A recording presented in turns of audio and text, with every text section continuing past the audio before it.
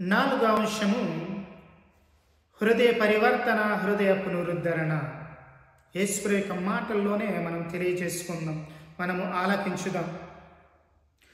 అయ్యో మత్తాయి శుభవార్త 11వ అధ్యాయం 21వ వచనము, లూకా శుభవార్త 10వ అధ్యాయము 13వ వచనము.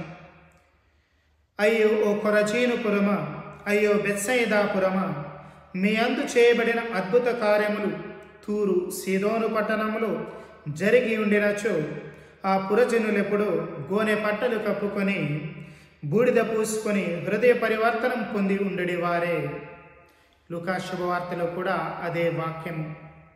ప్రియ సహోదరి సహోదరులారా, క్రీస్తు ప్రభువు కూడా హృదయ పరివర్తనలో, నూతనీకరించుకొనుటలో గోనె పట్టలు దాల్చుట, బూడిద పూసుకొనుట అనే అంశం, అనే క్రియను గుర్తిస్తూ ఉన్నారు.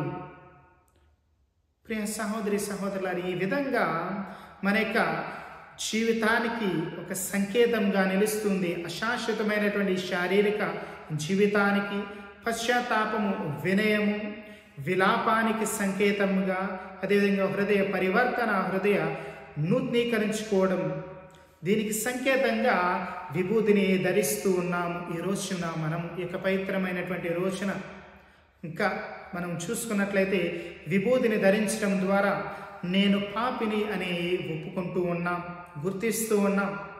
స్లేవ గుర్తులో ధరించడం ద్వారా నాకు రక్షకుడు ఉన్నాడు, ఆ యొక్క స్లేవలో మరణించినటువంటి యొక్క క్రీస్తు ప్రభు నాకు రక్షకుడు ఉన్నాడు, నాకు రక్షకుడు అవసరము అని గుర్తిస్తూ ఉన్నాం, తెలియజేస్తున్నాం, ప్రకటిస్తూ ఉన్నాం. ఇక పరిశుద్ధమైనటువంటి రోజున మనం పరిశుద్ధపరుచుకుందాం. ఈ యొక్క రోజున మన యొక్క మాటలలో, మన యొక్క చేతలలో, మన యొక్క ఆలోచనలు పరిశుద్ధపరుచుకుందాం.